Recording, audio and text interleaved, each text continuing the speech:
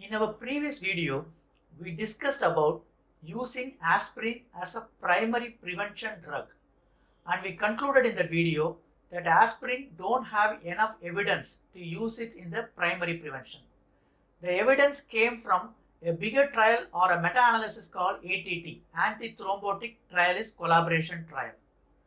Now, further, again from 2010 to 2018, many trials have attempted to still prove that aspirin could be used as a primary prevention drug. Now, the science is very mysterious. The lowermost part of science is what we call as an opinion or expert consensus. So, if you want to go much further with more data, then you go for a meta-analysis. That means pooling a lot of data to show the effect of a drug or a procedure. And finally, when the meta-analysis and the expert opinion fail to prove anything, then finally there is a conclusive trial called randomized control trial. So here again, aspirin underwent 3 randomized control trials. One is Accent, Aspri and Array. These 3 trials were utilized to show whether in randomized trial still aspirin can be used as a prevention or it cannot be. The first trial is Accent. So they looked at the group of patients who are diabetic. If you think, diabetes are considered to be equivalent to having a heart disease. That's what all the literature tells you. And in fact, there are a lot of studies to show if you are a diabetic, your chances of getting heart disease in the future is 3 times much more than people of the same age who don't have diabetes. So it is a very risky group. So if you can show that in this group of patients, if you put them on aspirin, then it can prevent your heart attack, stroke risk, then definitely aspirin can again proven to be a drug of choice in prevention. So what they did here is they took around 15,000 patients and they followed up to 7 years. And they want to know in a randomized trial, so one group is taking aspirin, another group is we call a control or placebo. So they're not taking aspirin. So they followed them for 7 years and to see whether the patients or the subjects who are receiving aspirin has lower mortality rate or lower incidence of heart attack and stroke. And also, as we previously discussed, when we talk about the benefit of aspirin, at the same time we have to monitor the patient risk of bleeding. This bleeding can be a gastrointestinal bleeding, which is because of gastritis, or it can be bleeding in your eye, which may be very lethal, causes blindness, or it can be due to intracranial bleeding, which may cause a stroke. So when you want to assess the benefit of aspirin, the risk is also should be analyzed. So let us get into the trial. The Accent trial did 15,000 patients and followed them for 7 years. So when we consider this a primary endpoint, so in the group of patients who have taken aspirin, 8.5% only got into heart attack, stroke. And in the control group, 9.6% of the patients have heart attack and stroke. So there is a difference. If you are taking aspirin, your chances of getting stroke and heart attack is mildly less than people who don't take the aspirin. So if you look at the difference between 8.5 and 9.6, the absolute reduction of risk is around 1.1%, which is very small, but yet it is significant. Now let's go to the risk. The risk means severe bleeding, which may be life-threatening or which may look at transfusion, or the patient may die because of the bleeding. When you look at this risk, you see here the safety in aspirin, 4.1% had this excessive bleeding, and in the patient and in the subjects who are not taking aspirin, they have 3.2. So the absolute increase in bleeding risk is around 0.9%. So if you don't have to be a statistician, if you look at the benefit is around 1.1% and the risk is around 0.9%. So we are talking about a small marginal benefit around 0.02%. Whether it is significant, whether it is enough to apply aspirin to be given to all the people who are diabetes, the suggestion is no.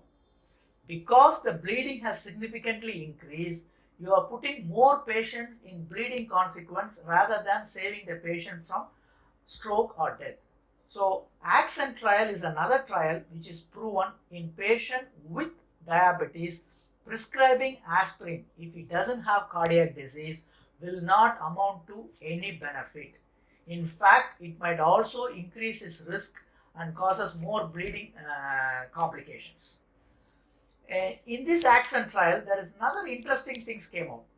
Initially, before this AGT and ACTION trial, there are many small trials have shown if you give aspirin to people and follow them for a long period of time, maybe from 10 to 20 years, there is a significant reduction of cancer death, maybe around 15 to 20%. In fact, they went ahead and said about 20 to 30% there is a significant reduction of colorectal cancer.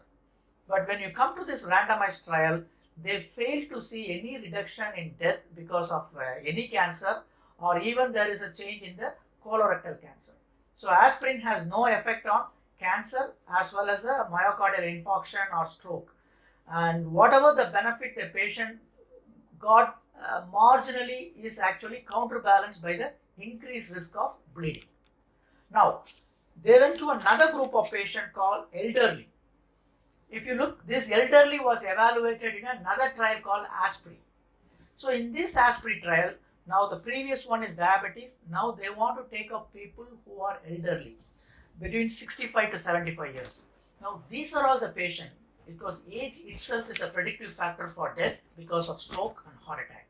So if you can give them aspirin for, let's say, around 4 to 5 years continuously, and then they can live better quality of life. We call it as a disability free survival. So in 5 years, if they have a reduced disability because of dementia, Alzheimer's disease, stroke, heart failure, hospitalization because of unstable angina, if all these things is reduced, then it is reasonable to prescribe aspirin as a primary prevention in elderly people. So in this trial, again, they took around 19,000 patients, two groups. One of them received aspirin, another one is a control, so they don't receive aspirin, and they followed them for 5 years. Now let us look what the result says. So the primary endpoint, so all the risk, if you're able to protect the heart attack or stroke or hospitalization because of chest pain, heart failure, Alzheimer's disease, and any disability which caused the elderly to reduce his activity. If you analyze all these things in the group where people have taken aspirin, there is an incident of 10.7, but if they don't take aspirin, then the incident goes up to 11.3%. So the difference is 0.6% only. So this is very less, even didn't attain a statistical significance. So whether you take aspirin or you don't take aspirin, your outcome is same. There is no change.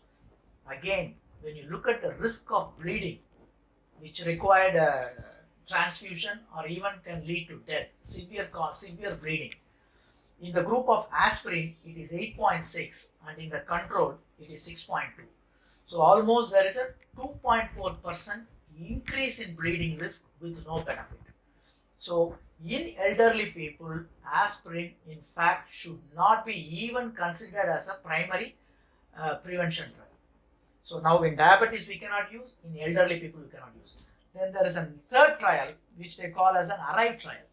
So what they did in ARRIVE trial is they took young individuals greater than 40 years old, and they should not have cardiovascular disease, but they have all the risk factors, let's say 3 or 4 risk factors present in them, which will make them high risk to develop heart disease in the later stage of their life.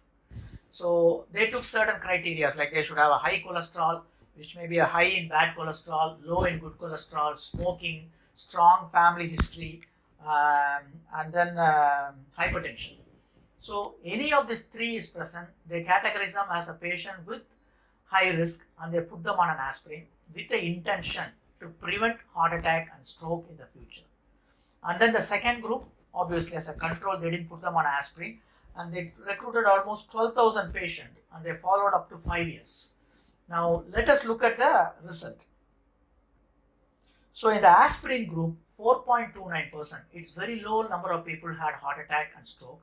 Similarly in the control, where they don't take aspirin also, there is a low rate of heart disease, 4.48. So the difference is only 0.19%, which is not statistically significant. So whether they are in aspirin or they are not in aspirin, the incident of heart attack, stroke, everything remains the same. Now let's look at the bleeding. Because they are healthy individuals, the bleeding complication is relatively less when compared with the elderly and in the diabetic group.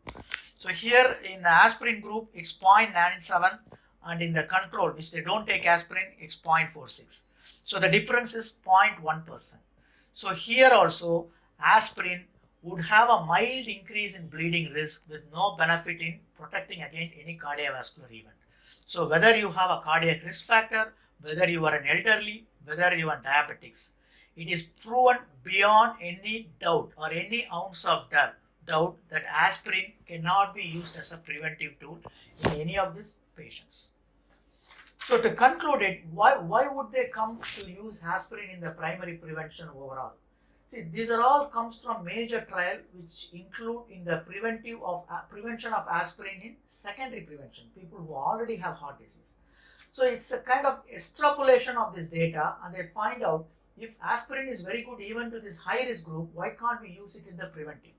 So basically our biology doesn't follow logic. So giving aspirin as a prevention in primary prevention in healthy individuals or elderly or diabetic or patient with risk group, it's not as similar as giving aspirin in the secondary.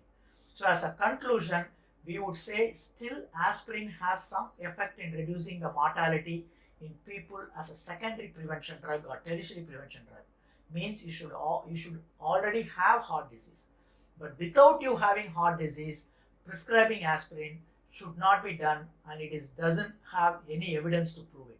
So in the fact versus opinion, we are giving a clear verdict: aspirin is only for secondary and tertiary prevention, and it should not be given in primary prevention.